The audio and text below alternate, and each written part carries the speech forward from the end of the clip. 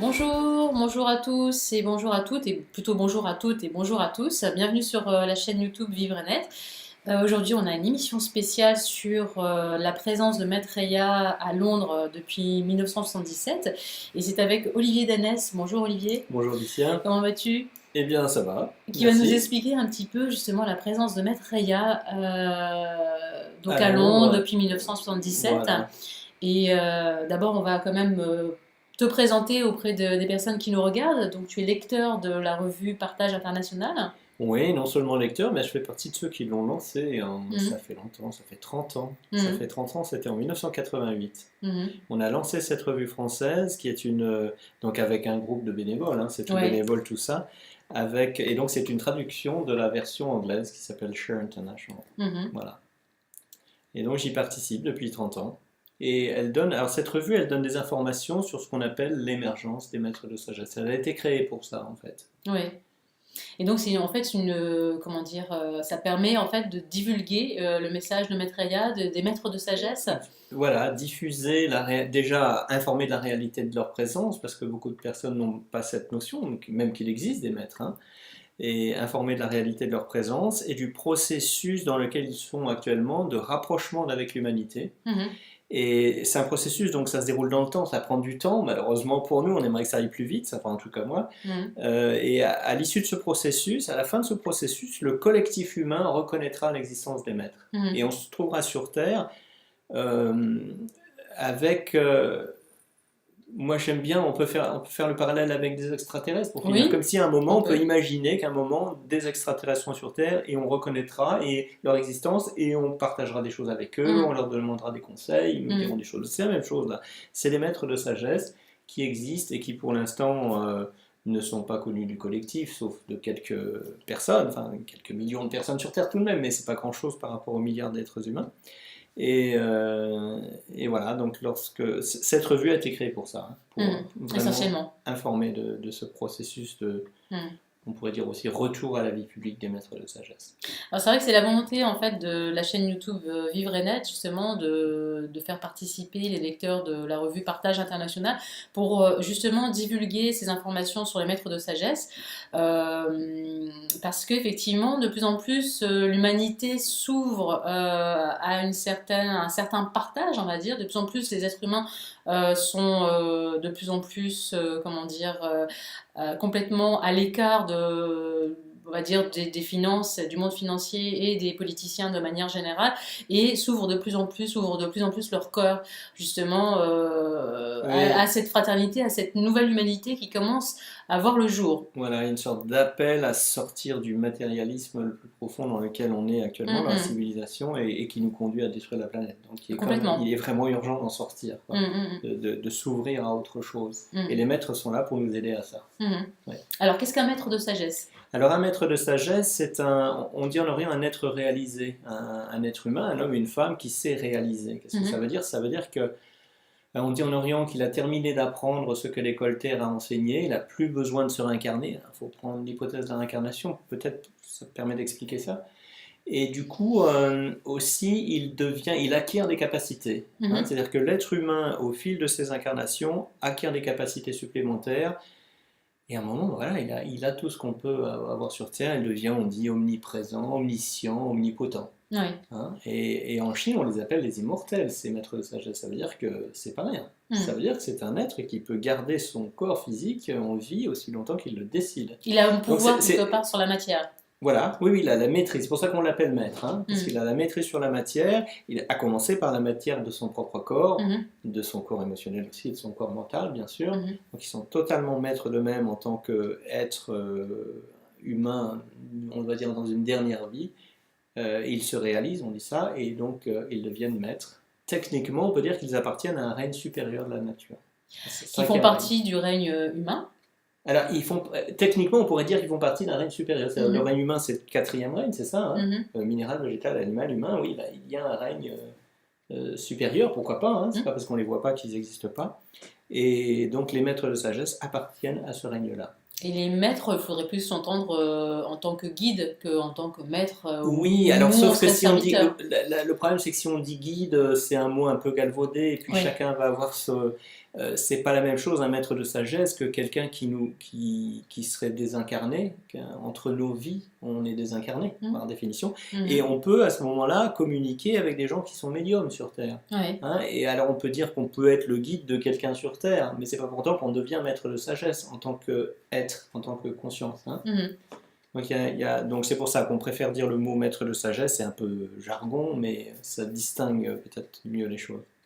Et donc Maître Maitreya serait en fait un petit peu le maître supérieur, le leader, on pourrait dire, du groupe des maîtres qui aident à l'évolution humaine. Hein, leur but par rapport aux hommes, c'est d'éveiller notre conscience. Comme tu évoquais tout à l'heure, il faut qu'on s'ouvre à autre chose pour sortir du matérialisme, et donc les maîtres sont là pour nous aider à ça. Mais l'être humain, en fait, quelque part, doit se responsabiliser de ses actes. Bien sûr, parce que les maîtres peuvent nous aider à ça, mais ils ne peuvent pas faire le travail à notre place. Donc, on a le libre arbitre qui vient en ligne de compte, qui est très important. Parce qu'autrement, on ne pourrait pas progresser, on n'apprendrait pas de nos erreurs. C'est l'objet aussi, l'importance du libre arbitre pour les maîtres est primordial, parce que le but c'est qu'on évolue, donc s'ils faisaient les choses à notre place, on n'évoluerait pas. On va peut-être parler de Benjamin Crème, qui a été l'initiateur de cette revue de partage international. C'est le fondateur et de qui a cette transmis revue. les messages aussi de Maître Réa. Voilà, donc lui, en fait, Benjamin Crème, je peux montrer une photo de Benjamin Crème, c'est juste comme on en parle, pour que, je ne sais pas si ça se voit à l'écran. Voilà. C'est un monsieur qui a passé les 40 dernières années de sa vie, il est décédé récemment, à donner des conférences et à écrire des livres pour préparer le public, commencer à préparer le public à ce dont on parle, c'est-à-dire à l'existence des maîtres déjà. Et puis après, de l'émergence de ces maîtres, c'est-à-dire le fait que petit à petit, ils se font davantage connaître. C'est un processus dans les deux sens. C'est-à-dire, il y a d'un côté les maîtres qui se font plus connaître au fur et à mesure que on fait un pas vers eux, ils peuvent en faire deux vers nous, comme on dit. Et puis en même temps, c'est aussi le processus, il va dans l'autre sens, c'est l'ouverture de conscience de l'humanité progressive qui fait qu'on s'approche d'eux aussi. Donc c'est un rapprochement dans les deux sens. D'où l'importance justement que les êtres humains se prennent en main et se réalisent vers cette humanité qui serait une humanité fraternelle et de partage. Oui, elle est naturellement de partage et fraternelle. Si on se réalise au niveau du cœur, on est dans le partage, c'est naturel, ça va de soi. Si on se réalise là, la société, la civilisation, elle est transformée automatiquement. Si chaque membre de la civilisation est différent, la civilisation est différente. Mais en même temps, il y a des choses à faire aussi au niveau collectif pour accélérer le processus de transformation positive, pour que pour accélérer en fait, pour faire les choses se font aux deux niveaux, au niveau personnel et au niveau collectif.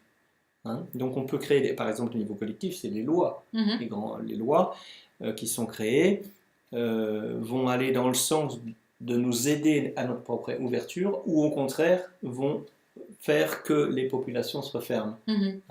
Si on fait des lois qui, par exemple, si on prend la fameuse loi d'obéissance aveugle aux forces du marché, et ben c'est une loi économique, qui gouverne le système économique dans son entièreté et qui va avoir des répercussions sur notre vie spirituelle personnelle, parce qu'on va se trouver dans un environnement qui ne favorise absolument pas notre ouverture. Donc les deux sont à faire en fait. Il y a beaucoup de courants aussi qui expliquent que justement dans les aliments que l'on mange, que ce soit l'eau ou les aliments solides, on mange beaucoup de choses qui nous empêchent un petit peu le développement de l'hypophyse. Oui, ça fait partie de cet éveil de prise de conscience. Ça commence quand on commence à s'éveiller, on commence à prendre, à s'intéresser à nous-mêmes, à ce qu'on ingère. Parce que bien sûr, notre corps physique, il est fait de ce qu'on mange. Mais beaucoup de gens, même vibratoirement, ça change. Oui. Et beaucoup de gens ne savent pas. Donc Benjamin Crème, si on revient à Benjamin Crème, il a donc lancé cette revue en 1982 pour parler de l'émergence de Maitreya, mais c'était bien auparavant, c'était 5 ans avant, dès 1977, que lui a reçu l'information que Maitreya était arrivé, s'était installé à Londres, en fait Londres en Angleterre.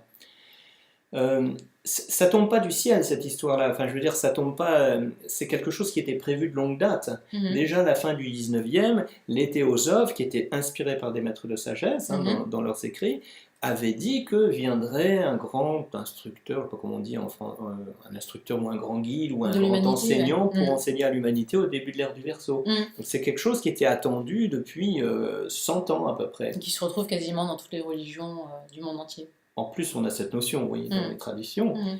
Et donc Benjamin Crème, lui, a eu l'information, peut-être il faudrait dire peut-être un petit mot de dire que c'est pas comme ça non plus qu'il a eu cette information, que ça fait suite à toute une préparation. Déjà Il y a Benjamin un Crème, processus qui un s'est mis en processus. place. Hein. Oui, Mhm. oui, oui. Déjà c'est pas quelqu'un, c'est pas n'importe qui Benjamin Crème, c'est Mhm. quelqu'un qui était On fera une émission certainement sur lui en ouais, particulier, où ouais. effectivement c'est quand même un être humain exceptionnel qui à 13 ans déjà a pris la décision de devenir peintre, ce qui est quand même assez fort à l'époque, et qui a Il fait une était carrière très, artistique incroyable. Hein. voilà, très précoce et Et qui doué. a, voilà, et qui a été entraîné de façon à pouvoir établir un contact télépathique mental avec un maître de sagesse. Mhm. Hein, le maître l'a entraîné pour ça. C'est un peu, on retrouve la même chose chez d'autres personnes, comme chez Krishnamurti, pour ceux qui connaissent, hein, qui était un grand sage de l'Inde aussi, qui avait ce rapport avec des maîtres de sagesse. Mhm. Donc c'est un rapport de télépathie mentale, et je le dis parce que ce n'est pas de la médiumnité, hein, ce sont des informations télépathique qu'il a transmise, qu'il a reçue et qu'il a donc transmis.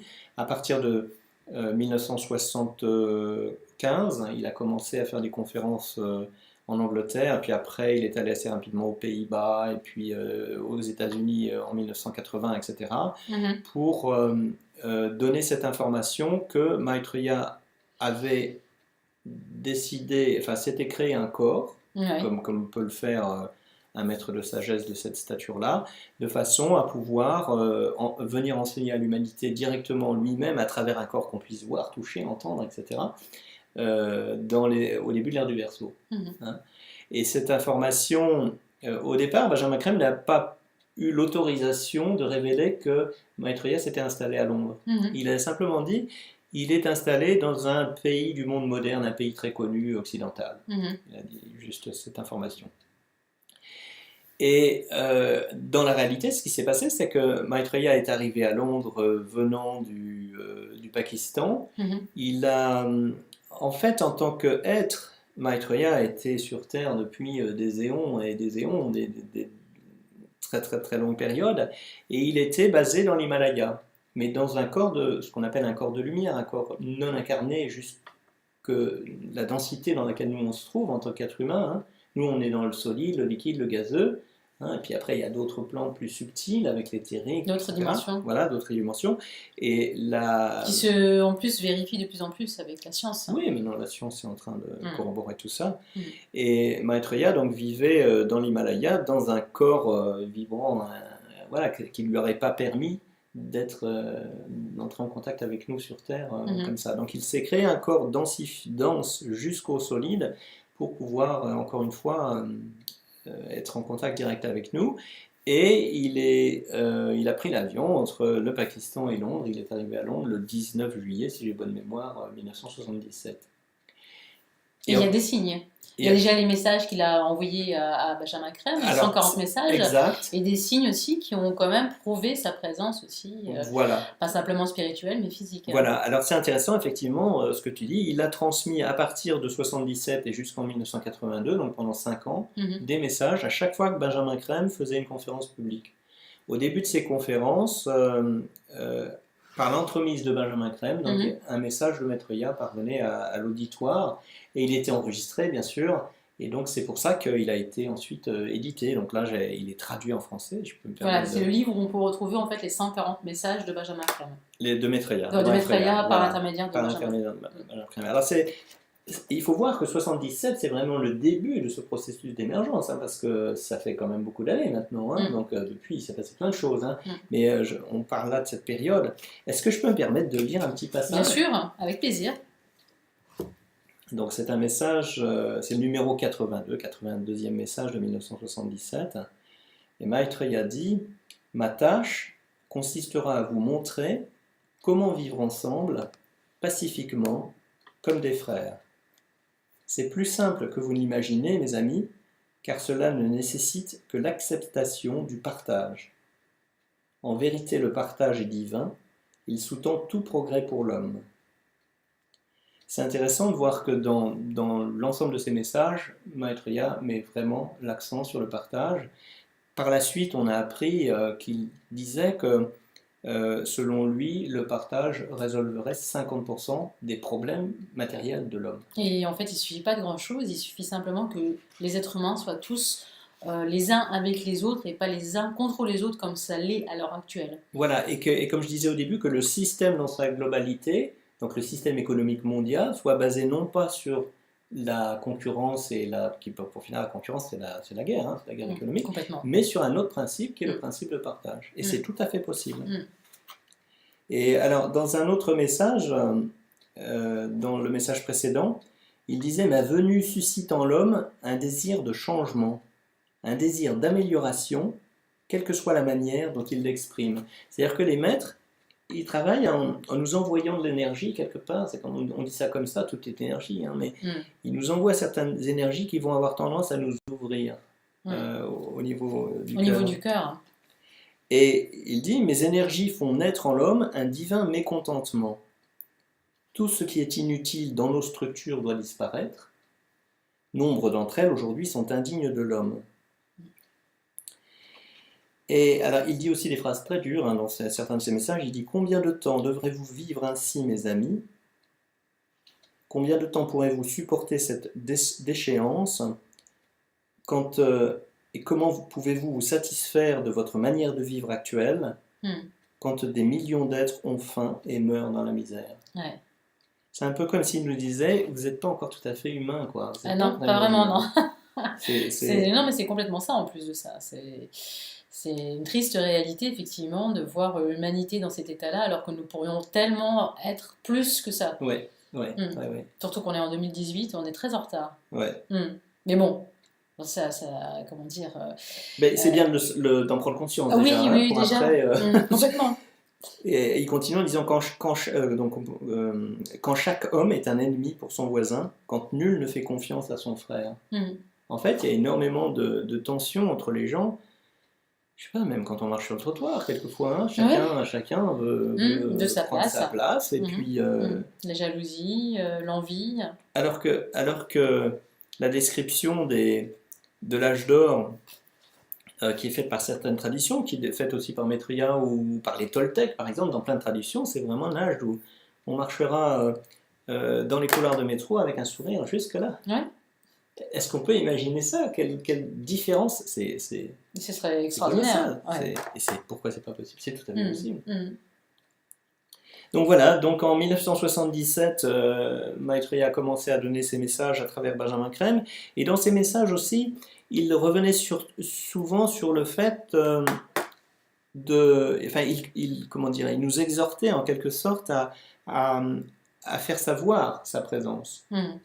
À cause de cette histoire de libre arbitre que tu mentionnais tout à l'heure, les maîtres ne peuvent pas, je sais pas moi, apparaître massivement devant nous, place de la Concorde, on serait obligé. Oui, ils ne peuvent pas imposer à l'humanité en fait son propre choix, sa propre décision, sa propre volonté de se réaliser en fait. Voilà, donc il faut qu'il y ait une sorte de demande de l'être humain aux maîtres pour leur demander de se montrer davantage. Et c'est au fur et à mesure qu'il y a cette demande, elle est consciente ou inconsciente, que les maîtres peuvent s'approcher davantage.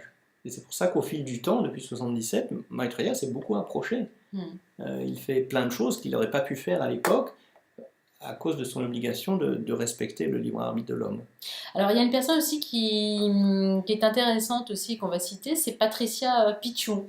Alors Patricia Pichon, qui a effectivement suivi un petit peu, qui est une journaliste, si je me souviens bien, c'est une journaliste, voilà. Ce qui se passe, c'est qu'elle est d'origine colombienne, elle est arrivée à Londres en 1964, et elle est tombée un jour sur un encart, comment on appelle ça, une page entière dans un journal, qui disait, si je traduis, le Christ est de retour dans le monde, mais c'est en même temps le Bouddha Maitreya, c'est en même temps l'avatar Kalki des hindouistes, etc. L'Imam Mahdi, ce grand être, cet instructeur, comme on dit les Mondial, ésotéristes, cet humain, instructeur mondial, de l'humanité. est dans le monde.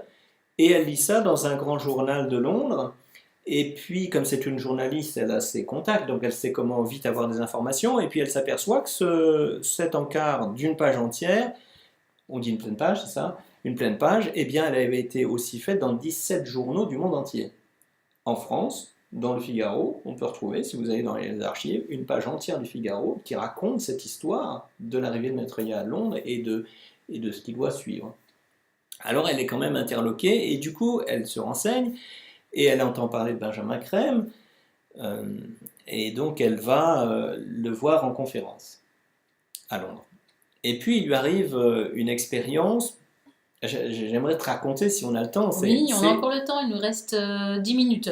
Bon. Donc on a suffisamment de temps, je pense, au voilà, moins pour parler de cette histoire. Oui, alors elle va en conférence, et à la fin de ces conférences, Benjamin Crème transmettait une bénédiction à l'auditoire, une bénédiction de Maitreya, une sorte de darshan, on dit dans les milieux, hein, mais donc par l'entremise de Benjamin Crème. Donc ce qui se passe, c'est qu'il regardait chacun dans l'auditoire, comme ça, très rapidement, mais en passant de rang en rang, comme ça, en tournant la tête de droite à gauche, comme ça, donc son regard, et Benjamin Crème l'expliquait, il disait qu'il percevait ce que Maitreya, ou des fois c'était son maître à lui, Benjamin Crème, ce qu'il voyait et ce qu'il faisait au niveau énergétique aux personnes. Donc vraiment, c'était un darshan donné à chaque personne.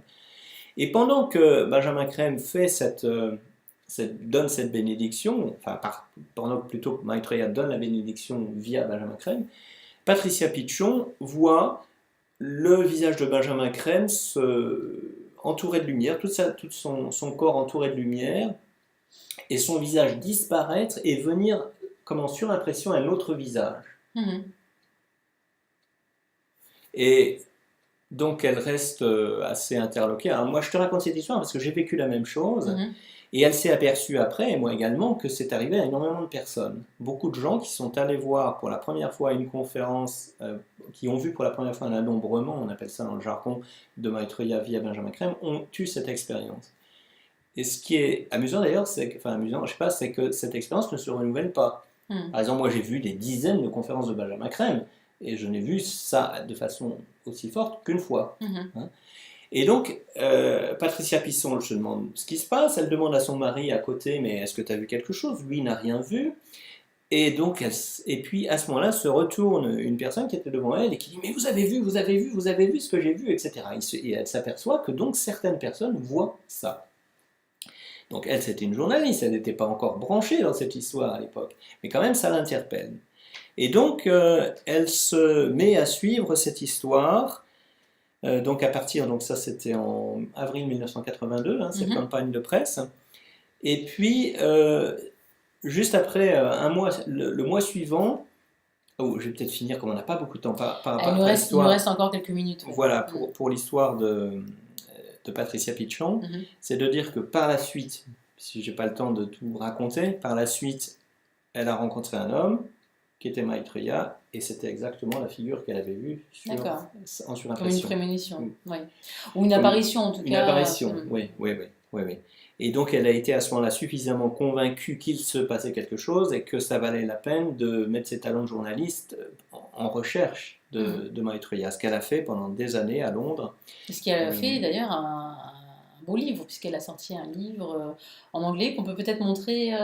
Oui, c'est un livre qu'on peut lire qui s'appelle. Il n'y a pas de traduction pour l'instant. À la recherche de Maitreya, on pourrait traduire ça. Donc elle raconte ces années entre. 10 ans, je crois, à peu près. Oui, à peu près entre 1982 et 1995.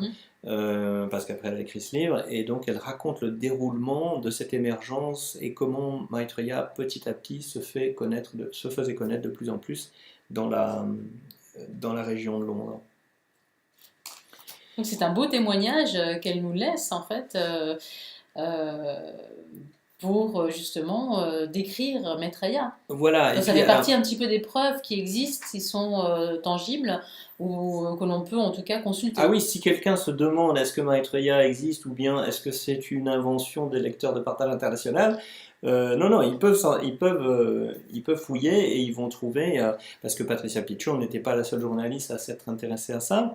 Elle a réussi à cette époque-là, donc juste après, en mai 1982, Benjamin Crème a tenu une conférence de presse à Los Angeles. Il y avait 90 journalistes du monde entier, dont des Britanniques, et il a été autorisé à partir de cette date à dire que Maitreya se trouvait à Londres. Mhm. Alors qu'auparavant, il avait simplement dit qu'il était dans le monde moderne. Et Maitreya espérait que suffisamment de journalistes s'intéressent à cette histoire pour aller le rechercher. Mhm. Et l'idée, c'est que les journalistes, en tout cas à l'époque, étaient les représentants de l'humanité. C'est-à-dire l'humanité se parlait à elle-même via les médias. En Mhm. fait, les médias, les grands médias, parce qu'il n'y avait pas Internet, évidemment. Mhm. Et malheureusement, ça n'a pas été le cas. Donc ça a été, les médias n'ont pas osé, hein, donc ne sont, dans les années suivantes, n'ont vraiment recherché Maitreya que des journalistes, mais à titre individuel, qui étaient intéressés, interloqués, qui avaient eu leurs propres expériences, peut-être comme celle de Patricia Pichon, et qui ont cherché, et qui se sont regroupés. Donc il y a eu tout un groupe de journalistes qui, dans les années 60, 80, à peu près 80, 83, 84, 85, sont allés dans la communauté indo-pakistanaise de Londres, puisque c'est là que Benjamin Crème avait dit que Maitreya se trouvait, et qui ont pu vérifier ça, qui ont pu le rencontrer très brièvement, mais trop brièvement. Mais Maitreya, bon, ça n'a pas pu aboutir. Il y a des raisons, je ne sais pas si j'ai le temps de les expliquer. Mais C'est-à-dire, ça dépend après ce qu'on veut faire. Si on veut parler des prédictions éventuellement sur l'actualité, l'enseignement spirituel ou même les conseils pour améliorer la vie sur Terre, est-ce qu'on peut en parler ou sinon, moi je suis ta pensée. bah, écoute, si on en reste à cette période de Londres, c'est Ouais, intéressant parce que ça montre ouais. quand même qu'il y a plein d'éléments derrière tout ça, quoi. Hmm. Ça permet de mieux comprendre. Voilà, qu'il y a vraiment un déroulement qui s'est passé, qu'il y a des Hmm. gens qui s'y sont impliqués. Alors, par exemple, Patricia Pichon, à un certain moment, rencontre. Donc comment dire, elle menait son enquête. Hein. Donc, en tant que journaliste, vous savez comment ils font des fiches, ils ont les téléphones, ils savent comment s'y prendre. Hein. Donc, Hmm. ça va assez vite et c'est efficace. Et puis, donc, elle a comment on appelle, des indicateurs, des gens qui l'appellent en disant tiens, là, il s'est passé là, est-ce que vous voulez pas venir voir et tout. Donc, elle enquêtait comme ça. Elle arrivait à emmener une vingtaine d'autres journalistes avec elle pour aussi, plus ou moins impliqués selon lesquels, hein, pour aussi mener leur enquête. Et à un Compléter moment, en fait l'ensemble de l'enquête. voilà. Hmm. Et elle rencontre de plus en plus de personnes qui affirment avoir vécu des choses qu'on pourrait dire miraculeuses, Hmm. près de cet être-là. Les gens, ce qu'il faut comprendre, c'est que les gens de la communauté indo-pakistanaise ne le reconnaissaient pas forcément en tant que l'instructeur mondial. Parce que si c'est un musulman, il ne va pas avoir forcément cette culture ésotérique qui lui ferait penser que le grand sage, le wali, comme ils disent, qu'ils ont devant eux, pourrait être pour l'humanité entière. Donc dans la communauté musulmane, on le prenait pour un grand sage. Dans la communauté hindouiste, on le prenait pour une réincarnation de Krishna, une incarnation de Krishna.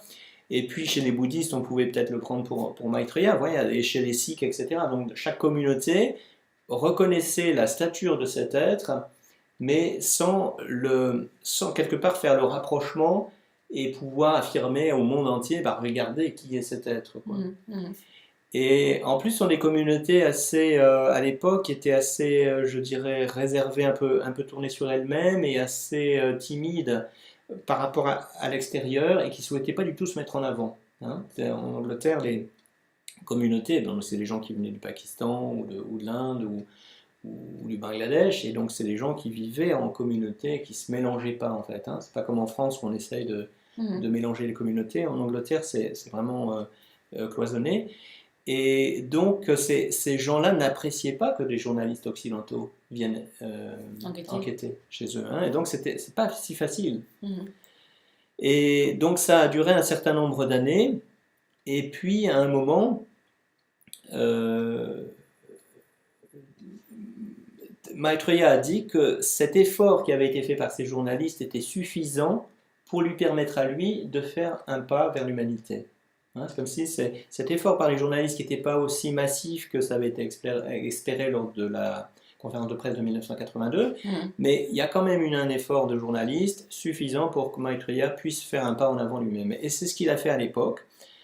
Il a contacté lui-même des gens haut placés dans les médias, mais y compris CNN, BBC, etc. Et avec certains de ses proches, il pouvait aller dans les studios de la BBC, avoir des interviews. Il y a eu des qu'on appelle documentaires qui ont été faits sur lui. Et à un certain moment, s'est posé la question, à un très haut niveau de la BBC, de savoir est-ce qu'on diffuse ou pas? Est-ce qu'on fait savoir ou pas? Et les expériences, je n'ai pas le temps de vous raconter, mais c'est ce qu'on appelle des miracles, enfin nous, hein, les expériences qu'ont vécues ces dirigeants des médias étaient telles qu'ils étaient eux-mêmes, ils avaient envie en fait de le faire. Mais voilà, c'est l'Angleterre, donc le patron de la BBC est allé demander quand même à la reine d'Angleterre ce qu'elle en pensait, si elle pensait qu'on pouvait diffuser ça. Et la reine d'Angleterre, elle a dit, mais moi, je ne sais pas, s'il faut demander à l'archevêque de Canterbury. L'archevêque de Canterbury, c'est le chef de l'église anglicane, le chef de la religion en Angleterre. Qu'est-ce qu'il a dit, ce monsieur? Il a dit, mais enfin, le Christ est dans le monde. Parce que Maitreya, c'est le Christ pour les chrétiens. Hein. Donc lui, en tant que chrétien, il dit, bah quoi, le Christ serait dans le monde? Mais j'en serais informé, le premier. Et donc il a dit, non, on ne diffuse pas ça. Et le directeur de la BBC a été viré dans les jours suivants, sans qu'on ne sache jamais officiellement pourquoi. Étonnant, hein? Ouais. Donc ça a créé une sorte comment dire, de verrou à l'intérieur des médias, parce qu'évidemment dans les stades inférieurs de la hiérarchie, chacun a peur pour son poste. Hein. Si le patron s'est viré, ils étaient un peu au courant, les gens, de ce qui se passait. Personne, du coup, ne dit rien. Et donc après, il s'est déroulé un certain nombre d'années pendant lesquelles Maitreya attendait, du coup. Hein? Et ça a duré assez longtemps, jusqu'à ce qu'il donne l'information qu'il puisse commencer lui-même à répondre à des demandes d'interview par d'autres médias dans le monde entier. Et ça, c'est une information qui est arrivée beaucoup plus tard, en 2010 en fait, qu'il a commencé à faire ses interviews sur des médias dans le monde entier. Et on est un peu là actuellement, c'est-à-dire qu'on sait qu'il a fait des dizaines d'interviews, et on attend le moment où le collectif va reconnaître la stature de ce monsieur et la validité de ses propos, et qu'on aura ensuite envie de suivre ses conseils, et qu'on lui demandera de se présenter en tant que maître de sagesse. Donc ce sera certainement le jour de la déclaration. Alors, c'est ce que Benjamin Crème appelle le jour de déclaration, le jour où Maitreya se présentera vraiment à l'humanité en tant que maître de sagesse, et non plus simplement en tant comme un homme avec un immense charisme et des très bonnes idées qui nous touchent et qui sait très bien formuler des choses, ce qu'on voudrait pour la terre demain, pour nos enfants, nos petits-enfants, et puis si on croit à la réincarnation pour nous aussi d'ailleurs. Hein. Bien sûr, mais c'est possible. C'est possible de créer dès aujourd'hui un monde meilleur, déjà en se permettant d'être meilleur. Chaque jour, c'est une occasion justement pour devenir meilleur. Et si on peut aller effectivement dans le partage, dans l'amour, voilà, toutes ces vibrations qui nous permettent d'être tous des frères et sœurs, on peut tellement faire, on a un monde qui est merveilleux et on peut tellement faire de belles choses que ce serait dommage de passer à côté. Et donc profiter de sa vie justement pour devenir meilleur, c'est vraiment on est là pour ça. Voilà. Ça devrait être la vocation de chacun. Voilà. Alors moi je présente ça parce que ça c'est les journées de partage international. Ça a lieu donc le 24-25 mars prochain. Donc samedi et dimanche prochain de 15h à 19h30. Et voilà, si vous voulez en savoir plus sur les maîtres de sagesse, voilà, on n'est pas seul. Donc il y aura un bel événement à Porte de Charenton sur Paris. C'est 10 €, je crois, oui, 10 € pour le samedi et gratuit le dimanche. Donc il n'y a pas de raison de ne pas venir. Voilà, et on fait venir un conférencier spécial qui vient des Pays-Bas pour cette manifestation et qui va nous parler du rapprochement qu'on peut faire entre les maîtres de sagesse et ce qu'on appelle les frères de l'espace. Voilà. Voilà, ça va être le thème de cette journée. Et puis il y a aussi beaucoup d'ateliers, on fait des ateliers par thème et les gens peuvent aller dans un atelier ou un autre selon leur centre d'intérêt. Et je crois, si j'ai bien suivi le programme, que dimanche il y aura aussi une méditation. Méditation de de transmission, c'est transmission. une méditation qui se fait justement en collaboration avec les maîtres de sagesse. Voilà, on pourra partager ce moment justement Ouais. pour être tous ensemble dans cet élan. Voilà, on peut Mm. vraiment profiter de ce, parce que c'est ouvert au public, il y a beaucoup de monde, et donc ça fait des méditations très fortes et assez faciles pour finir. Plus il y a de monde, plus c'est facile de méditer. Et c'est une expérience qu'on peut Une belle s'offrir. expérience, ouais. Mm. Est-ce que tu voulais rajouter encore quelque chose peut-être? On peut s'autoriser encore 5 minutes, on n'est pas non plus, comment dire, avec des horaires fixes. Ben, peut-être donner un aperçu de l'âge d'or dans lequel on rentre, je sais pas, de Oui, quoi dans on l'ère du peut Verseau, tu veux dans l'ère parler? du Verseau, parce qu'il Ouais. faut voir que ça, tout ce On dont est on dans une parle, phase de transition, c'est-à-dire là on est en train de quitter l'ère du poisson, mais on a encore un peu les influences, et là on rentre petit à petit dans l'ère du Verseau, mais on n'est pas encore dedans. voilà, et le travail que font les maîtres, C'est une c'est transition qui dure 200 ans, je crois, si j'ai... oh oui, largement, très Ouais. largement même, hein. Mm. C'est des centaines d'années, enfin forcément c'est des ères qui durent 2150 ans, donc il y a une période de chevauchement des énergies, et là euh, on est vraiment au milieu, quoi. On Mm. est vraiment là. Et ce que va faire Maitreya, les conseils qu'il va nous donner, ce qu'il va nous inspirer de faire, ça va être d'ancrer dans la matière, si je peux dire ça, tous nos idéaux. Mm. À commencer par les idéaux que nous a donné le Christ il y a 2000 ans, aimez-vous les uns les autres, partagez. Ce serait bien de le vivre. Voilà, pour l'instant c'est un idéal, Mm. que chacun puisse avoir un toit, que chacun ait accès à la nourriture, tout ça ce sont des idéaux, et on va les mettre en œuvre. C'est Ouais. ça qu'on va faire. Mm. Ça peut aller plus ou moins vite, selon comment nous, les humains, on décide On est d'aller dans ce prêt. sens-là, Mm. ou alors on freine parce qu'on s'accroche au statu quo, aux formes anciennes, à nos privilèges. À l'ego. Pour nous, Mm. il y a l'ego. Oui. Oui. Donc c'est Donc c'est ça. un âge d'or, en fait Voilà. on rentre dans un âge d'or, Mm. et C'est puis pour ça que il va beaucoup de être... thérapeutes aussi, ça me fait penser à ça, ce que ce que tu viens de dire, c'est que justement beaucoup de thérapeutes de manière générale, hein, moi, c'est ce que je vois dans les tendances justement dans le milieu du bien-être, c'est qu'effectivement tous les thérapeutes conseillent aux gens justement de profiter de cette vie pour donner le meilleur de soi, pour être vraiment uni en fait, dans l'unicité de son âme, de l'expression de son âme, et l'expression de son âme la plupart du temps c'est dans l'amour, la joie, l'allégresse, Bien et dans le sûr. partage. Et c'est agréable, c'est confortable même. Mm. C'est Mm. confortable d'être là-dedans. Donc c'est pas un pinceau, je veux dire, c'est pas une obligation. C'est vraiment, quand on rentre dans ces états-là, c'est vraiment agréable, quoi, Mm. confortable. Et c'est à vivre, quoi. Ouais. De faire de Et sa à vie une œuvre partager. d'art. Comment? De faire de sa vie une œuvre d'art. Ah, ouais. Mm. Enfin bon, disons que l'idéal étant la réalisation de soi. C'est vrai que ça c'est un des Voilà. buts ultimes que l'on peut faire, et si on peut le faire dans sa vie, c'est extraordinaire. Voilà, mais bon, il Mm. faut être aussi réaliste, il faut quand même Mm. un certain nombre de vies, hein. Mm. Mais déjà, les premiers pas, c'est déjà l'ouverture, hein. C'est Complètement. déjà, Mm. il faut aller pas à pas, Mm. hein. C'est comme une fleur, hein. On ne peut pas tirer dessus pour l'ouvrir trop vite, faut que ça s'épanouisse. Voilà, mais on peut aller dans le bon sens, ou alors on peut la fermer parce qu'on ne veut pas qu'elle s'ouvre. Oui, mais ça Voilà, c'est un c'est choix que l'être humain doit faire. Ouais. Mm. Voilà. Mm. Ouais. Donc soyons dans l'ouverture du cœur Voilà. et de l'esprit. Et puis, alors, peut-être aussi, on peut parler de la revue Partage International. Ah oui, bien sûr. Parce que dans cette revue, il y a une chose très intéressante, c'est que le maître de Benjamin Crème dictait chaque mois un article. Et c'est un article très profond qui pose une vision synthétique sur le monde et qui va, alors il y a eu 350 articles, hein, ça fait longtemps, hein, depuis le temps, et qui va aborder quantité de sujets différents. Donc il peut parler de l'éducation, de la santé, il peut parler d'une guerre si elle se développe, ou s'il y a eu une catastrophe, il peut en parler, il peut parler de tas de sujets différents, y compris des sujets plus ésotériques, il peut parler de l'initiation ou de choses comme ça. Et cet article figure dans chaque numéro de Partage International, donc c'est une revue à laquelle on peut s'abonner. Et est-ce que, si on a un petit peu de temps, je peux lire un passage ou... Oui, bien sûr. Oui. Donc cet article s'intitule « Demandez de l'aide et vous l'obtiendrez ». Parce que ça, c'est une chose, parmi tout ce qu'a dit Maitreya, c'est une chose très importante. Il dit « Mon aide est à votre disposition, vous n'avez qu'à la demander ». On doit faire un pas, ils peuvent le faire, autrement, on ne peut pas se faire aider.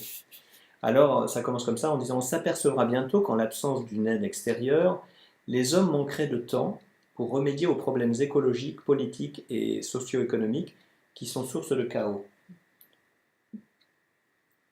Il y a là une situation sans précédent dans l'histoire du monde, Les hommes doivent comprendre qu'il est de leur responsabilité de prendre le plus grand soin de la planète qui leur a été confiée. Et l'activité prédatrice de l'homme, sa désinvolture, son incurie ont nui si gravement à la santé de la planète que si un être humain était en pareil état, on pourrait douter sérieusement de ses chances de rétablissement.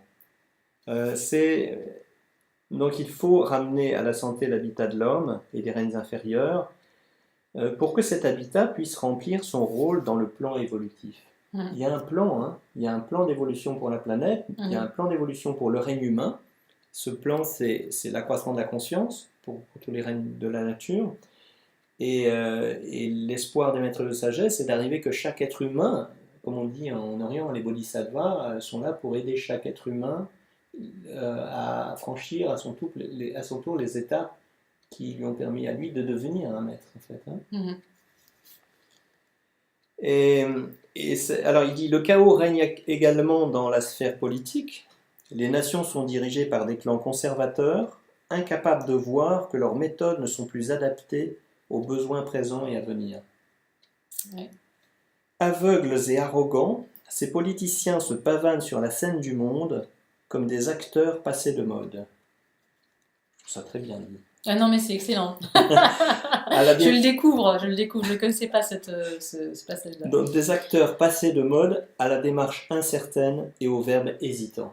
En fait, ce qu'expliquent les maîtres, c'est que les politiciens aujourd'hui sur Terre, qui sont les tenants de l'ordre ancien, qui voudraient que perdure l'ordre ancien, c'est-à-dire encore une fois la compétition, ces gens-là, ils ne savent pas, ils sont perdus, ils ne savent pas quoi faire, ils ne comprennent pas le monde d'aujourd'hui et vers quoi vont la jeunesse, par exemple. Incapable de comprendre l'aspiration qu'éprouve la majorité des jeunes. Alors, ce qui est intéressant, justement, c'est que ce que j'ai vu là dernièrement, c'est ce que font dans certaines universités, en tout cas ce que j'ai vu en Afrique, c'est que on ouvre de plus en plus le bien-être, le mieux-être et les missions humaines dans les études, masters, etc., dans les grandes études universitaires.